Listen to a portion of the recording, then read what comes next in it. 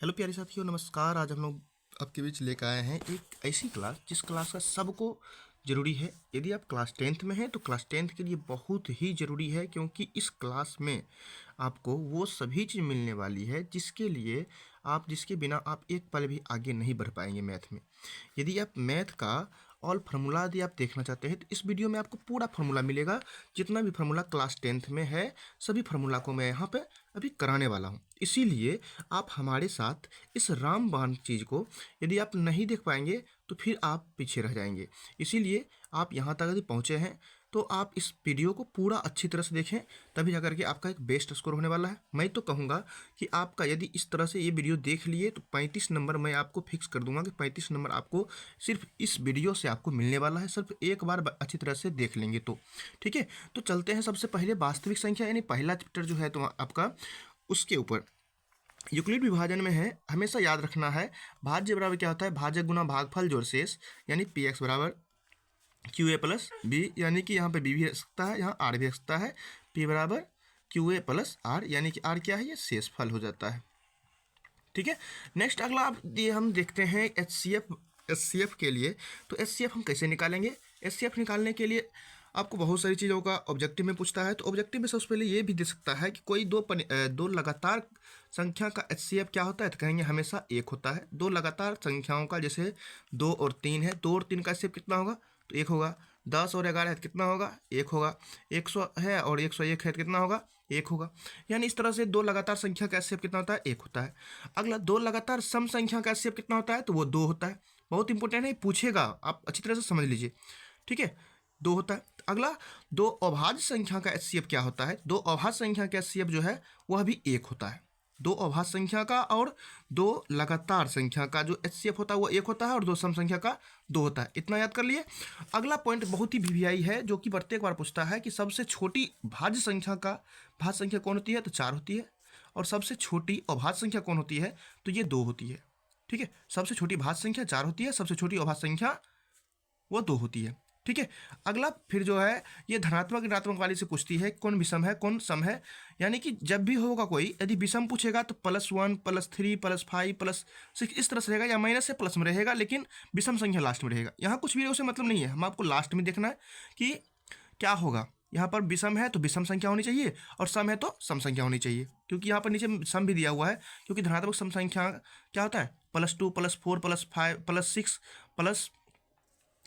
+8 +0 इस तरह से रहेगा, तो हम कहेंगे यह धनात्मक सम संख्या है। और यदि कुछ 1 1 3 5 7 9 इस तरह रहेगा तो विषम संख्या।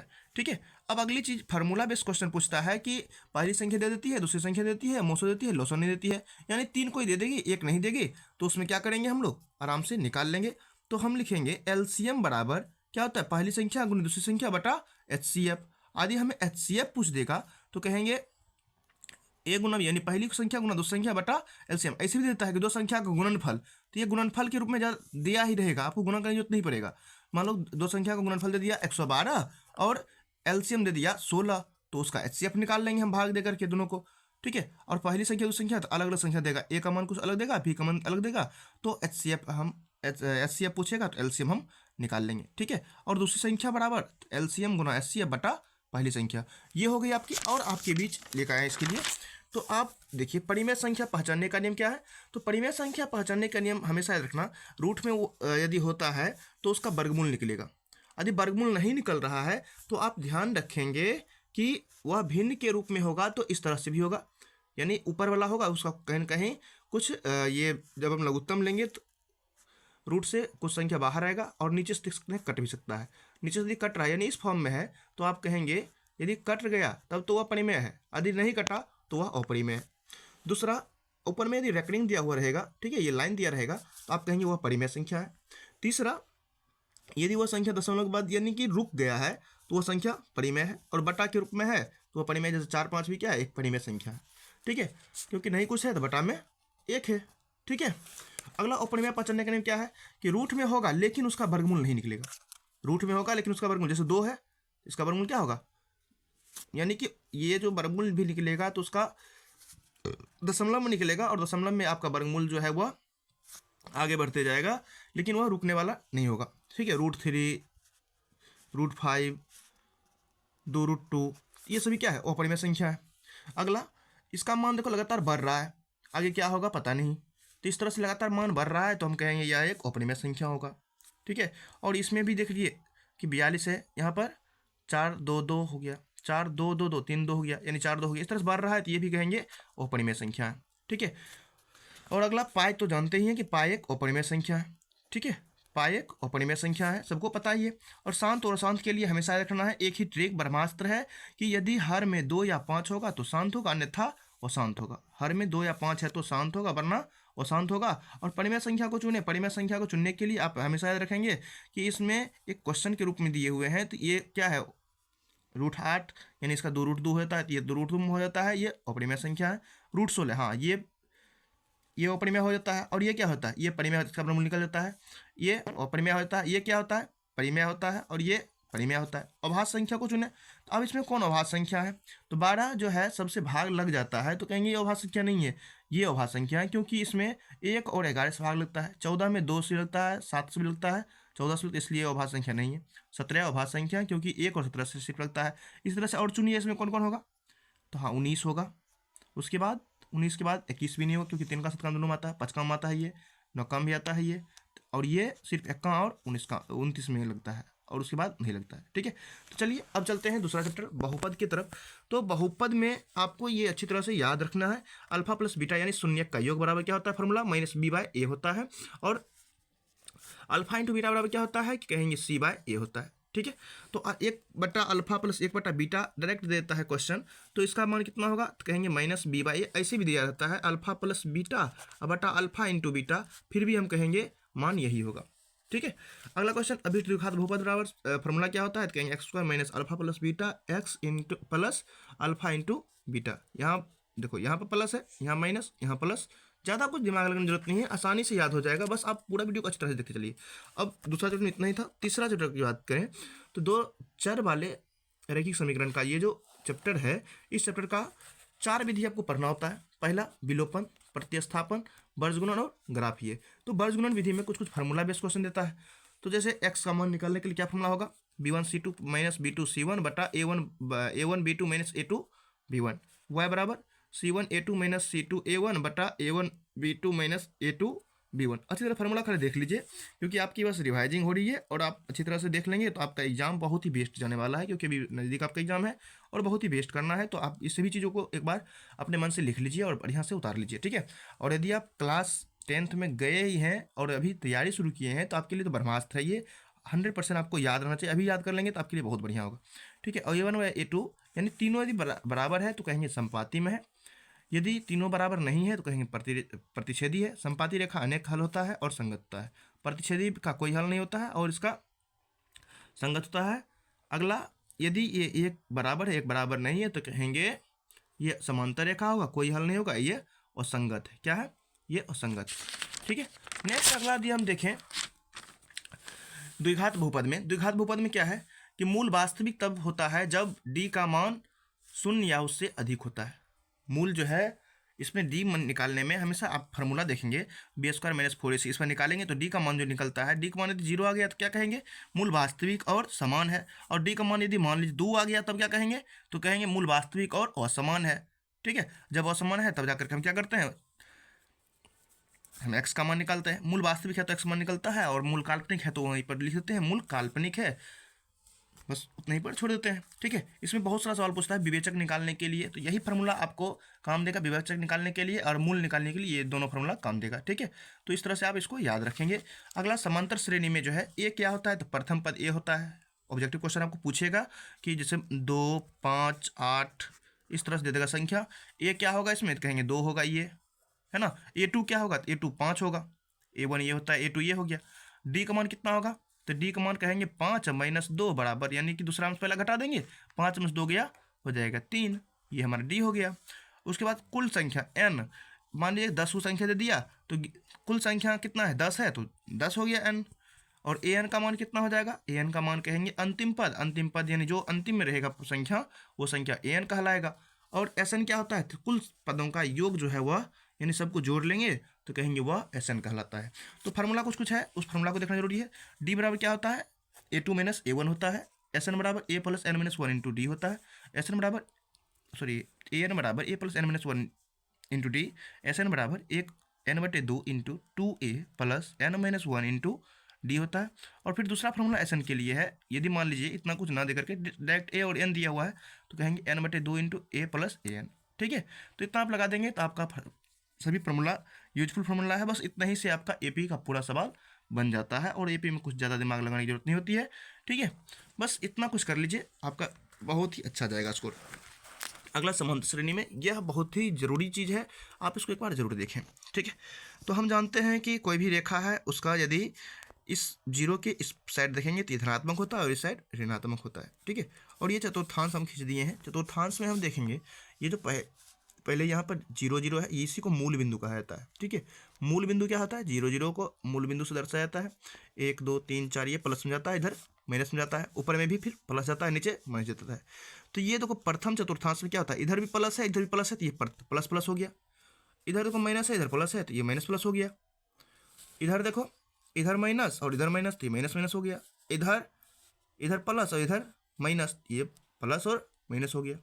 ठीक है, तो जैसे आप 2 और 3 का देखें किस चतुर्थांश में होगा, तो ये फर्स्ट चतुर्थांश में होगा। ये किस चतुर्थांश में होगा, तो कहेंगे माइनस लगा हुआ है, तो माइनस माइनस तो 3 होता है, तो कहेंगे तृतीय चतुर्थांश। ऑब्जेक्टिव क्वेश्चन रहेगा आपको। ठीक है, ऑब्जेक्टिव में दिया हुआ रहेगा तो आपको बस इस तरह से लिख लेना है। 6 और 3 किस में रहेगा, दोनों प्लस में है, तो कहेंगे ये दोनों प्लस में है, इसीलिए यह क्या होगा, प्रथम चतुर्थांश में होगा। और इसमें एक भुज कोटि दिया रहता है, तो भुज कोटि कुछ नहीं, बस आसान से याद रखना है कि 2 और 3 है, तो 2 क्या हो जाएगा, भुज हो जाएगा, और 3 क्या हो जाएगा, कोटि हो जाएगा। एक्स वाली संख्या भुज होती है और वाई वाली संख्या कोटि होती है। ठीक है, अब दूरी सूत्र क्या होती है, तो दूरी सूत्र मान लो कि इस तरह से दिया हुआ है x1 y1 x2 y2, तो ए बी के बीच की दूरी क्या होगा, root under x2 minus x1 का स्क्वायर जोड़ y2 माइनस y1 का स्क्वायर। ठीक है, ए बी के मध्य बिंदु क्या होता है, x1 प्लस x2 बटे 2 इंटू y1 प्लस y2 बटे 2। ठीक है, x1 प्लस x2 बटे 2 और y1 प्लस y2 बटे 2, किसके लिए, जब दूरी सूत्र का मध्य बिंदु निकालने के लिए कहेगा तब। ये बात याद रखना, मध्य बिंदु कह रहा है। ठीक है, और अगला यदि त्रिभुज बिंदु देगा तब कैसे निकालेंगे, चलिए त्रिभुज के लिए निकालते हैं आपको। तो त्रिभुज के लिए याद रखना है कि त्रिभुज का मध्य बिंदु निकालने के लिए कहेगा तो तीनों x1 x2 x3 को एक साथ जोड़ के लिख देंगे और y1 y2 और y3 को एक साथ जोड़ करके लिख देंगे, बट हम 3 से भाग दे देंगे, हमारा निकल जाएगा। जो केंद्रक का होगा, मध्य बिंदु का जो होगा, यह हमारा निकल जाएगा इसका निर्देशांक। ठीक है, नेक्स्ट त्रिभुज का क्षेत्रफल की बात किया जाएगा तो 1/2 इंटू x1 x2 x3 है, बीच में क्या करेंगे 23 31 12 याद रखेंगे। बस इतना लंबा फॉर्मूला को इतना शॉर्ट में कर दिए हम। 1/2 इंटू पहले x1 लिख देंगे, फिर x2 लिख देंगे, फिर x3 लिख देंगे, यहाँ पर y2 माइनस y3 यानी 23 31 12। ठीक है, आपको बहुत अच्छी तरह समझा रहे हैं और आपको इस तरह समझा रहे हैं कि आपको एग्जाम में सीधा दिमाग में सेट हो जाएगा और एग्जाम में आपको 100% याद रहेगा। विभाजन सूत्र का प्रयोग करना है। विभाजन सूत्र में अनुपात में दिया रहता है सवाल, तो अनुपात जो रहता है संख्या उसको हम m1 और m2 मानते हैं। ठीक है, ये फार्मूला पूरा लंबा चौड़ा है, तो उसी को अलग अलग निकालते हैं। तो x बराबर क्या हो जाएगा, m1 x2 plus m2 x1 बटा m1 प्लस m2। ठीक है, यदि फार्मूला नहीं याद है देखो m1 प्लस m2 लिख दिए, बटा में भी m1 प्लस m2 लिख दिए। ठीक है, तो यहाँ हम क्या करेंगे x2 x1 कर देंगे, x निकालना है तो बस हो गया, y निकालना है तो इसमें भी वैसे लिखो m1 प्लस m2 लिख दो, बटा में भी नीचे में m1 प्लस m2 लिख दो, लेकिन y है ना तो y2 माइनस y2 और यहाँ y1 लिख दो, बस हो गया, बन गया y बराबर m1 y2 plus m2 y1 बटा m1 प्लस m2, यानी यहाँ 1 है तो इसका 2 होगा, इसका 2 है तो इसका 1 होगा। ठीक है, फॉर्मूला याद हो गया। चलिए अब चलते हैं त्रिकोणमिति के लिए, जिसमें 20 नंबर का क्वेश्चन पूछता है, बहुत इंपॉर्टेंट चीज़ है और इसमें आपको अच्छी तरह से पढ़ते चलना है। तो साइन का फुल फॉर्म क्या होता है, साइन होता है, कॉस का कोसाइन होता है, टेन का टेंजेंट होता है, कोट का कोटेंजेंट होता है, सेक का कोसेकेंड होता है, सेकेंड होता है, और कोसेक का कोसेकेंड होता है।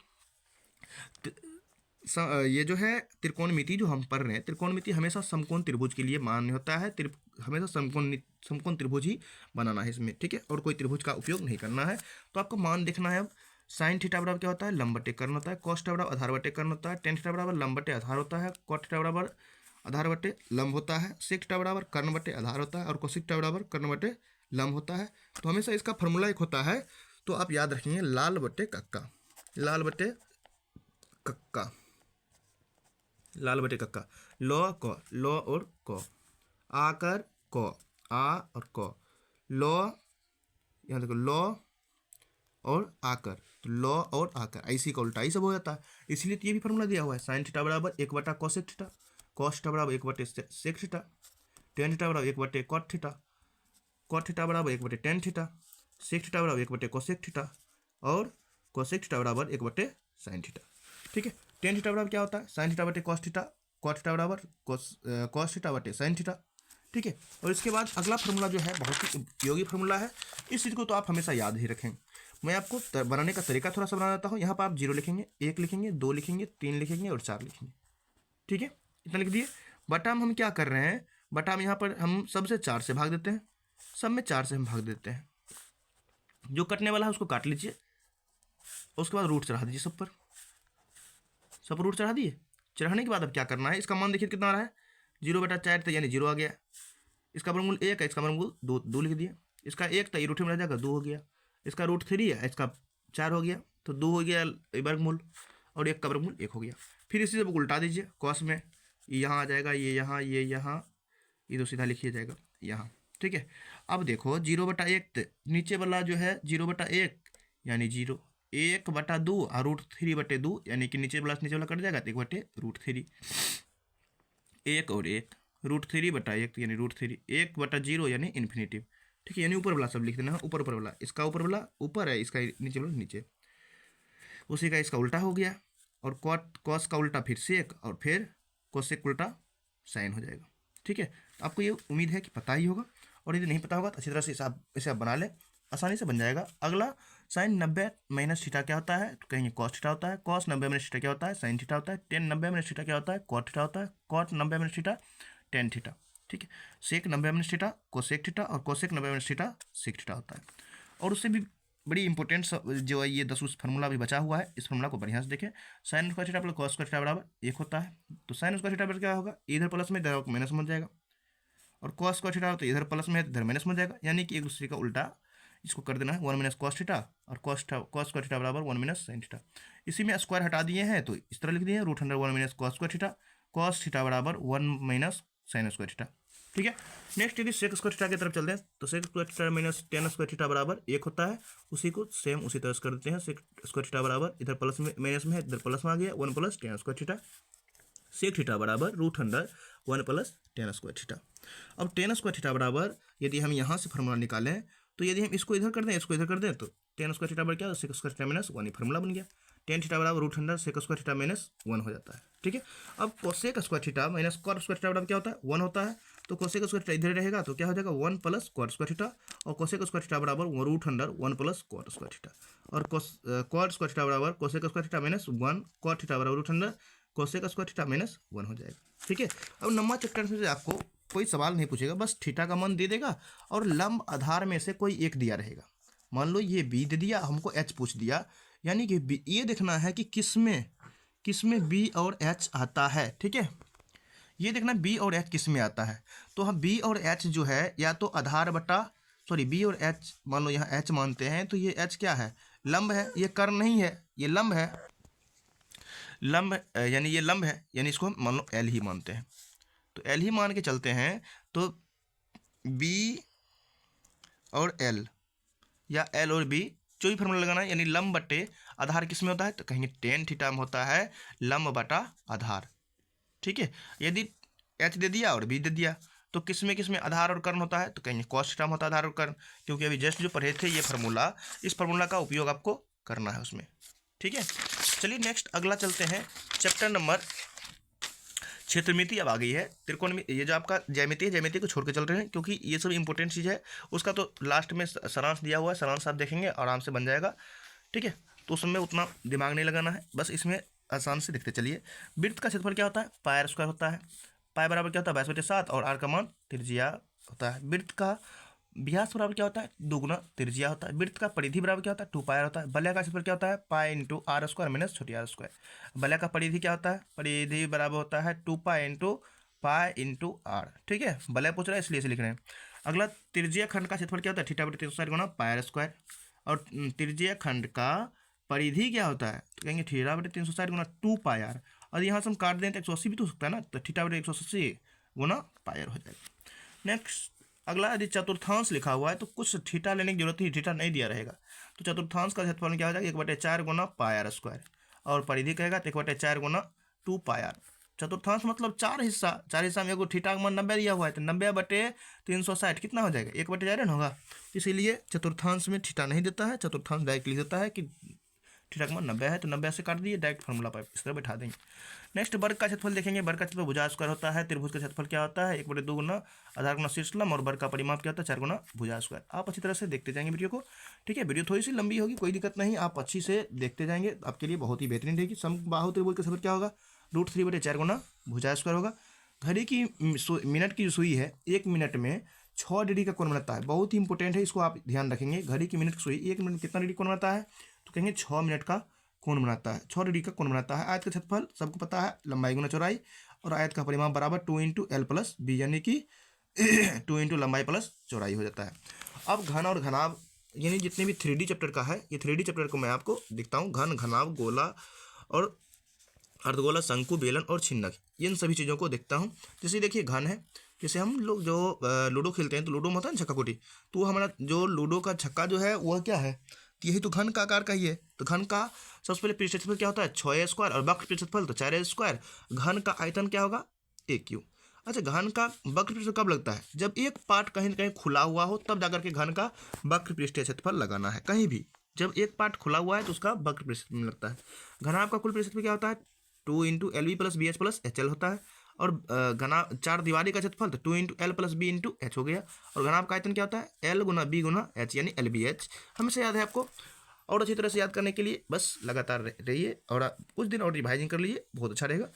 1-2 बार यदि इस वीडियो को देख लेंगे तो आपको पूरे मैं बताता हूँ कि 95 नंबर मैथ में जरूर आएगा, क्योंकि मैथ से फार्मूला यदि आपको आप याद है, तभी जाकर के आप बेस्ट कर पाएंगे। क्योंकि मैं खुद अपना हाथों से ये चीज़ लिखा हूँ, और 93+ मेरा नंबर है, तो आप ये समझ लीजिए कि मैं कुछ भी बोल रहा हूँ तो सोच समझ के बोल रहा हूँ। तो गोला का गोला का वक्र पृष्ठ क्या होता है, 4πr स्क्वायर, और संपूर्ण भी 4πr स्क्वायर, यानी दोनों को कोई दिक्कत नहीं है, क्योंकि गोला है तो गोला को काट छाट कर नहीं सकते हैं, क्योंकि वह कहीं से अलग नहीं होगा, ठीक है। गोला का वक्र और संपूर्ण दोनों एक ही होता है। गोला का आयतन क्या होता है, 4/3 πr3, ठीक है। गोला का आयतन 4/3 πr3। अर्धगोला का वक्र पृष्ठ क्या होता है, 2πr स्क्वायर।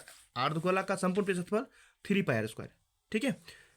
बहुत विद्यार्थी इसमें जो है थोड़ा सा ये हो जाता है, तो आप ध्यान देंगे। अर्धगोला का आयतन क्या होता है, 2/3 πr3 होता है। अर्धगोला का आयतन 2/3 πr3। शंकु का वक्र पृष्ठ क्या होता है, √r² + h²। ये L के लिए L निकालना है, तो क्योंकि यहाँ पर हमें फार्मूला पूछेगा, तो शंकु का वक्र क्षेत्रफल तो होता है πr_l, ठीक है। तो L कैसे निकालेंगे, इस तरह से। यदि L दिया हुआ है ठीक है, L नहीं दिया हुआ है तो इस तरह से निकाल लेंगे। R दिया हुआ है, H दिया हुआ है, कोई दोनों दिया रहेगा तो दोनों को जोड़ करके स्क्वायर कर देंगे, रूट से निकाल देंगे, ठीक है। जैसे लंब करना बराबर क्या होता है, आधार स्क्वायर प्लस लंब स्क्वायर होता है ना, वही फॉर्मूला लगा देना है। शंकु का संपूर्ण पृष्ठफल क्या होता है, 2πr × r+h होता है, और शंकु का आयतन क्या होता है, 1/3 गुना πr² h होता है, ठीक है। इससे बेस्ट वीडियो आपको कहीं नहीं मिलने वाला है, बस आप अच्छी तरह से देखते चलेंगे और बढ़िया से सुनते चलेंगे, और एक एक वीडियो को ध्यान रखेंगे। बेलन का वक्र पृष्ठीय क्षेत्रफल क्या होता है, कि कहेंगे 2πrh होता है। बेलन का संपूर्ण पृष्ठीय क्षेत्रफल क्या होता है, 2πr × r+h होता है, ठीक है। वक्र पृष्ठफल 2πrh, और संपूर्ण में 2πr × r+h। बेलन का आयतन क्या होता है, तो कहेंगे बेलन का आयतन πr²h, h ये होता है, और ये r है, ठीक है। चलिए अब अगला चलते हैं छिन्नक के ऊपर। छिन्नक का वक्र पृष्ठफल क्या होता है, तो π × r1 + r2 × l होता है, ठीक है। छिन्नक क्या होता है, एक छोटा मुंह होता है, एक बड़ा मुंह होता है, इसलिए वक्र पृष्ठफल, जैसे शंकु का क्या था, πrl था, इसमें 2 है तो r1 + r2 कर देंगे। अब इसका संपूर्ण पृष्ठफल क्या रहा है, π × r1 + r2 का स्क्वायर, ठीक है। r1 का स्क्वायर + r2 का स्क्वायर प्लस r1 + r2, ठीक है। नेक्स्ट छिन्नक का आयतन क्या होता है, 1/3 π × r1 का स्क्वायर + r2 का square plus r1 × r2 × h। और L निकालने के लिए इस तरह से इसका फार्मूला का उपयोग आप कर सकते हैं। अच्छी तरह से देख लीजिए, कोई दिक्कत नहीं होनी चाहिए। अब अगला बहुत ही इंपॉर्टेंट चीज़, माध्य, माध्यिका और बहुलक परिसर, इसमें आपको बहुत अच्छी तरह से देखना है, ठीक है। ये देख लिए तो आपको कोई दिक्कत ही नहीं होगा, क्योंकि क्वेश्चन के साथ मैं इसमें लेके चला हूँ। माध्य क्या होता है, तो संख्याओं का योग बटे कुल संख्या होती है। जैसे दिया जाता है 3 पूर्ण संख्या का माध्य ज्ञात करें, ऑब्जेक्टिव में भैया आपको पूछेगा ये कि 3 पूर्ण संख्या का माध्य ज्ञात कीजिए, तो माध्य बराबर होता है, मान लीजिए 3 को पूर्ण संख्या है ना, तो पूर्ण संख्या में पहला 0 होता है, 0 1 2, तो 2 1 3, 3/3 यानी 1 हो गया। 100% आएगा, आप सही तरह से देख लीजिए इसको। और 3 प्राकृत संख्या का माध्य पूछेगा तो तो 1+2+3 बटा में 3, यानी 3 2 5 1 6, 6/2, 6/3 यानी कि 2 हो गया इसका आंसर। अब अगला माध्यिका। माध्यिका क्या होता है? तो माध्यिका मतलब होता है कि सबसे पहले इसको आरोही क्रम में, इस तरह संख्या दिया रहेगा, उसको आप आरोही क्रम में लिख लीजिए। आरोही क्रम में पहले छोटा, उससे बड़ा, उससे बड़ा, उससे बड़ा, उससे बड़ा, इस तरह सबसे बड़ा जो है वो लास्ट में लिख लीजिए, सजा लीजिए आरोही क्रम में, जिसको हम लोग असेंडिंग ऑर्डर कहते हैं। ठीक है, तो असेंडिंग ऑर्डर में सजा लिए तो हमारी जो देखेंगे कितना अंक है, 1 2 3 4 5 6 7 अंक है, तो 3 इधर से 3 इधर से काट देंगे तो 7 होंगे। यदि 6 रहेगा तो 2 इधर से 2 इधर से काटेंगे, 2 बीच में जो बच जाएगा तो उसको हम क्या करेंगे, जोड़ करके लिख देंगे। लेकिन यहाँ पर तो विषम संख्या में है ही, तो दिक्कत है नहीं। ठीक है, अगला देखिए बहुलक क्या होता है। तो बहुलक जो संख्या सबसे अधिक बार आता है ना, बहुलक होता है। इसमें देखो सबसे अधिक बार कौन आया हुआ है, तो कहेंगे ये सबसे अधिक बार 5 आया हुआ है, तो बहुलक तो 5 हो जाएगा। जो सबसे अधिक बार आएगा बहुलक हो जाएगा। और परिसर, बहुत बच्चा जो है घबरा जाता है, परिसर क्या होता है? तो परिसर सबसे आसान चीज़ है। इसमें देखो क्वेश्चन में कि बड़ा संख्या कितना है, 9 है, छोटा संख्या कितना है, 2 है, तो 9 में से 2 कितना होगा, 7 हो जाएगा। बस हो गया, परिसर निकल गया। ठीक है, तो इस तरह से आसानी से आप निकालते जाएंगे। नेक्स्ट अगला जो क्वेश्चन, जो दीर्घोत्तरीय क्वेश्चन जो पूछता है कि माध्य बराबर क्या होता है, तो कहेंगे माध्य बराबर सिग्मा एफ एक्स बटे सिग्मा एफ होता है। और माध्यक बराबर क्या होता है, एल प्लस एन बटे 2 माइनस सी बटा एफ इंटू एच होता है।